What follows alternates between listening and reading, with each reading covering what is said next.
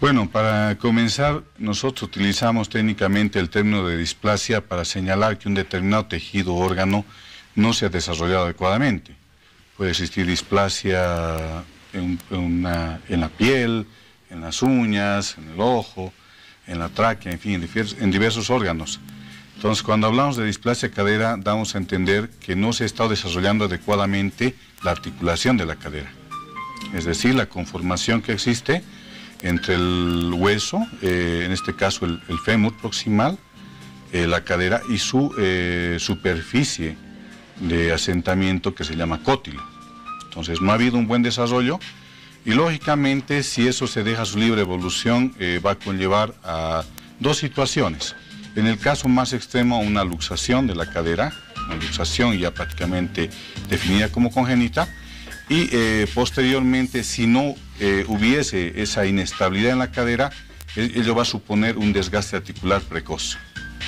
Eso va a suponer una persona joven, una persona lógicamente que a medida que va pasando el tiempo va a ir presentando un desgaste articular importante.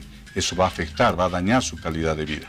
Hablamos de que estas consecuencias pueden ocurrir, doctor Murillo, en el caso de que se permita la evolución de estos problemas. Exactamente. ¿Hasta qué etapa de la vida, hasta qué edad se debe corregir? Bueno, idealmente en los primeros meses de vida es lo ideal, ¿no? Lógicamente tratar de hacer el diagnóstico de la forma más precoz posible. En este caso, en nuestro medio, estamos trabajando sobre el diagnóstico a partir del tercer mes. Pero actualmente ya con el devenir y la mejora de los métodos diagnósticos, como la ultrasonografía, es prácticamente posible realizar un diagnóstico radiológico, ultrasonográfico, y a partir del cuarto día de nacido vivo. Pero no se puede hacer ese estudio, detectarlo durante el embarazo, mientras está en la barriguita de la mamá. Hay factores predisponentes, hay factores de riesgo que nos pueden orientar a pensar en la posibilidad de una displasia de cadera. En primer lugar, el niño cuando es muy grande, es macrosómico, pues tiene poco espacio dentro del vientre materno. En los embarazos gemelares, el oligohidramnios, que quiere decir que se ha perdido líquido amniótico por alguna circunstancia y ese niño está en condiciones de máxima flexión y, si ustedes quieren, de cierre o de aducción de la articulación de la cadera. Eso va a provocar una inestabilidad, porque la cadera del neonato está compuesta por una cabeza femoral que es bastante grande y el techo, el lugar donde va a sentarse es muy pequeño. Entonces, con mucha facilidad esa articulación, además de que a ello tenemos que añadir la flexibilidad natural que tiene el niño, puede inestabilizarse durante el crecimiento. Bueno, el doctor Simón Arauz ha querido que esto sea bastante didáctico y miren lo que nos trajo acá. Precisamente vamos a entender del tema del que estamos hablando. A ver, doctor, explíquenos a qué nos estamos refiriendo ahí con el ejemplo. Claro, buenas noches y muchas gracias por la invitación. Esto es más pedagógico y al mismo tiempo más gráfico explicar teniendo este tipo de modelos. Lo que el doctor Murillo ha indicado es que cuando el bebé nace, esta superficie que nosotros llamamos cótilo, a la cámara, doctor, por favor. Esta superficie que nosotros llamamos el cótilo generalmente no se desarrolla, es por eso que se llama displasia. Y como consecuencia la cabeza tampoco se va a desarrollar y va a tender a luxarse. Eso es lo que se llama la displasia. En cuanto a lo que es, por ejemplo, la parte netamente mecánica, cuando no existe un cótilo que pueda contener a la cabeza, entonces esto va a resbalarse con mucha facilidad y va a determinar ya la luxación congénita de cadera.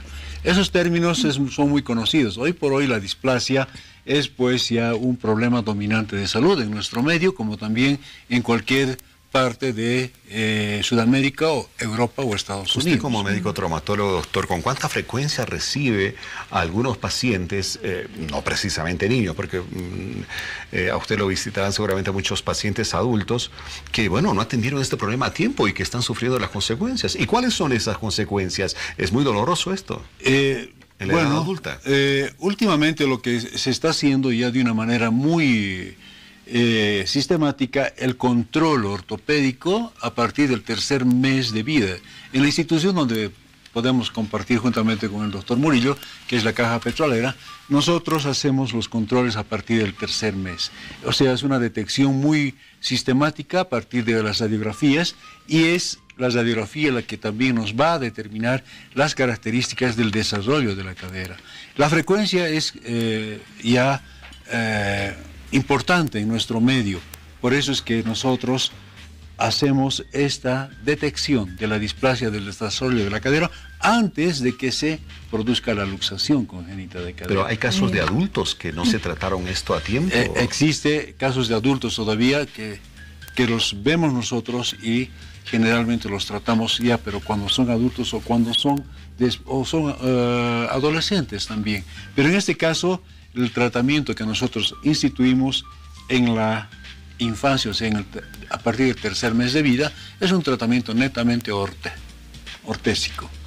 Doctor Murillo, ¿los niños que nacen con esta displasia de cadera pueden presentar algún síntoma o signo que nos oriente a sospechar de esta? Bueno, en etapa inicial es fiable o es plenamente válido realizar un examen físico durante el primer mes de vida, ¿no? Entonces ahí es importante la participación del pediatra, el neonatólogo, que tiene que detectar algunos signos clínicos que tal vez más adelante no los vamos a poder percibir con mucha facilidad. Dentro de ello podemos notar que existe una limitación para aperturar los muslos. En este momento nosotros llamamos aducción, cuando hay cierta contractura del músculo aductor, que es el músculo que va a cerrar los muslos. Entonces eso nos puede orientar a que algo no está funcionando bien en la cadera, ¿no? El aductor durante las etapas tempranas funciona como un estabilizador. Otro dato clínico importante o signo es la simetría de pliegues, ¿no? Es decir, que si existe un pliegue inguinocrural o un pliegue a nivel de región glútea que sea simétrico, ¿no? Los pliegues son los gorditos, ¿no?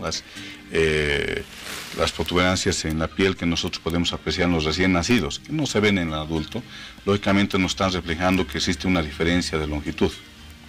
Si existe una diferencia de longitud y esta asimetría es muy marcada, inclusive nos podría estar orientando hacia la posibilidad de una luxación de cadera. Sí. Entonces, nosotros, durante el primer mes de vida, podemos realizar ciertos tipos de maniobras, como son las maniobras de Barrow y Ortolani, que pueden producir la luxación de la cadera y la reducción.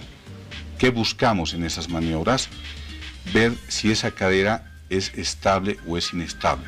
Sabemos que con facilidad puede esa cabeza del fémur salir del cótilo y ver con qué facilidad puede retornar a la misma. Existen casos en los cuales los niños, por ejemplo, pueden nacer sanos sin ningún problema y por ciertas acciones por parte de los padres, por ejemplo, se habla mucho de cómo envuelven a los niños, se puede originar una displasia de cadera. Evidentemente sí, es uno de los factores agravantes, ¿no? Factores externos. Porque sobre todo en el occidente del país tenemos en el aguayo, ¿no? El bebecito en el aguayo, pum, para atrás, a subir al minibús, al trufi, está por todo lado y el bebecito ahí, pero amarradísimo. Eso también es un factor de riesgo. Exactamente, estaríamos generando lo mismo que se ha generado dentro del vientre, ¿no?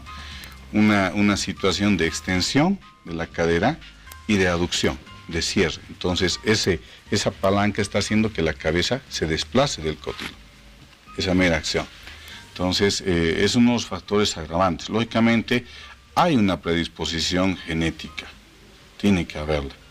Definitivamente hay mucha gente en nuestro medio que no todos van a manejar a sus niños en aguayo, fajados y presentan, ¿no?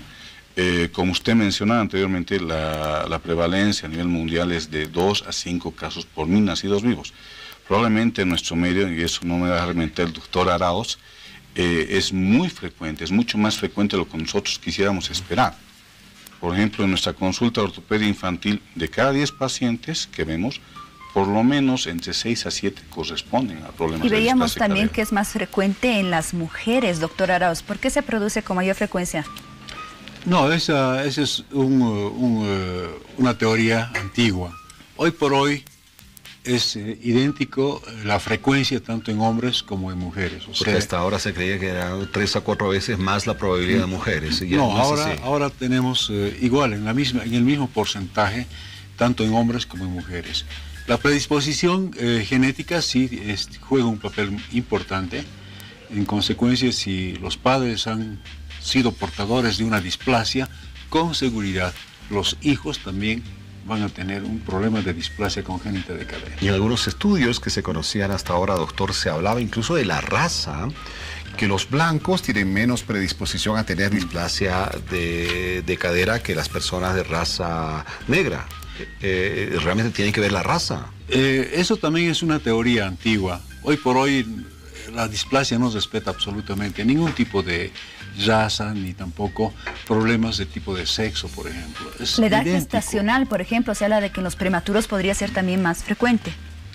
No, juega un papel importante en estos casos la estructura o la estirpe genética, de dónde vienen los papás. Si los papás han tenido, como decía antes, un problema de una luxación o una displasia, con seguridad va a ser también el bebé portador de esta displasia. La parte genética es fundamental. Sí. Bueno, ahora, muchas madres, lo decía al principio, ¿no? Cuando se presenta el problemita, el doctor le dice, tiene displasia de cadera, ay, Dios mío, ¿qué hice mal, no?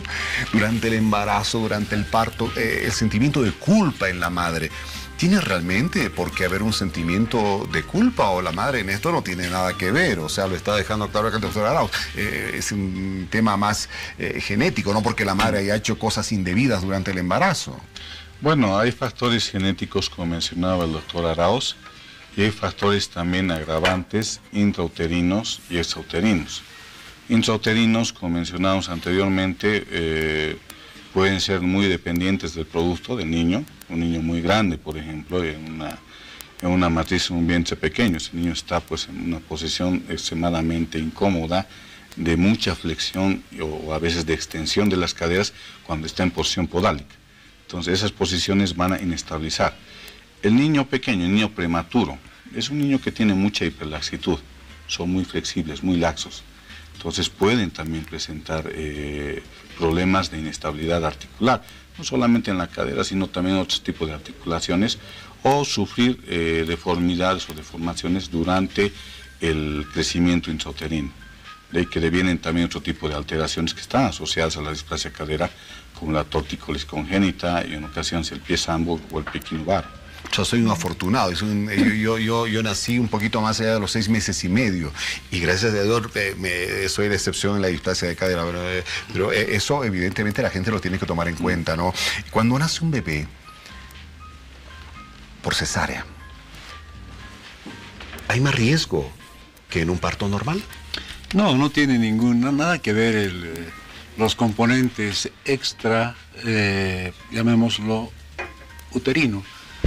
Efectivamente, como ha dicho el doctor Murillo, puede haber factores intrauterinos, por ejemplo, la cantidad mayor del líquido amniótico, que es lo que se llama el polidramnios, puede determinar, y es un factor también que determina una mala posición, la posición podálica, que es uno de los factores que también va a determinar una displasia del desarrollo de la cadera, o la disminución del líquido amniótico, que es el oligohidramnios. En esos casos también son factores que determinan que la patología o que esta condición patológica se desarrolla en el niño.